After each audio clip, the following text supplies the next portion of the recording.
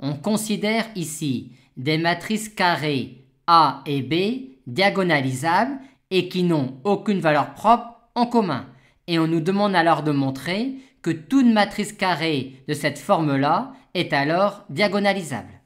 Comme M est une matrice triangulaire supérieure par bloc, on a tout de suite que le polynôme caractéristique de M est le produit de celui de A et de celui de B.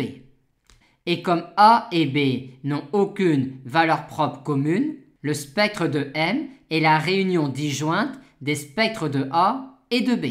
Et de plus, quand une valeur propre de M est une valeur propre de A, l'ordre de multiplicité de la valeur propre dans le polynôme caractéristique de M est alors, vu cette hypothèse-là, l'ordre de multiplicité de la valeur propre dans le polynôme caractéristique de A. Et il en est de même quand une valeur propre de M est valeur propre de B. Et on va donc essayer de montrer que M est diagonalisable en montrant que pour chaque valeur propre de M, il y a égalité entre l'ordre de multiplicité de la valeur propre de M dans le polynôme caractéristique de M et la dimension du sous-espace propre de M associé à cette valeur propre-là. Et on va le faire pour les valeurs propres de M qui sont valeurs propres de A et on ferait de même pour les valeurs propres de M qui sont valeurs propres de B.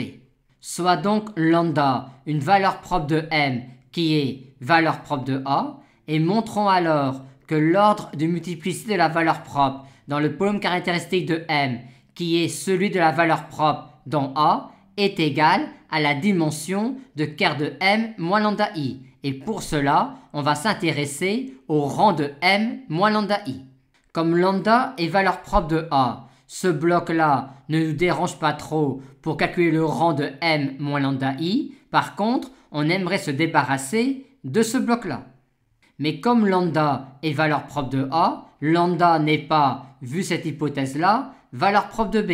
Par conséquent, cette matrice-là est inversible. Et si on multiplie la matrice M moins lambda I à droite par cette matrice-là, on obtient cette matrice-là, qui est donc équivalente à M moins lambda I. Ces deux matrices-là ont donc même rang. Maintenant, l'idéal serait de faire disparaître ce bloc-là. Et on aurait pour cela envie de remplacer cette ligne bloc-là par cette ligne bloc-là moins cette matrice-là fois cette ligne bloc-là. Et c'est exactement ce que l'on obtient en multipliant cette matrice-là à gauche par cette matrice-là. Et en faisant cela, on obtient donc que la matrice M moins lambda I est équivalente à cette matrice-là. Et comme cette matrice-là est diagonale par bloc, son rang est la somme des rangs des deux blocs diagonaux. Or, le rang de cette matrice-là est, étant donné que A est diagonalisable, P moins M lambda. Le rang de M moins lambda I est donc P moins M lambda plus Q, et donc la dimension de quart de M moins lambda I est M lambda, ce qui est exactement ce que l'on souhaitait valider. On a donc montré que quand une valeur propre lambda de M est une valeur propre de A, il y a égalité entre l'ordre de multiplicité de la valeur propre dans le polynôme caractéristique de M, qui est également celui de la valeur propre dans le polynôme caractéristique de A, avec la dimension de quart de M moins lambda I.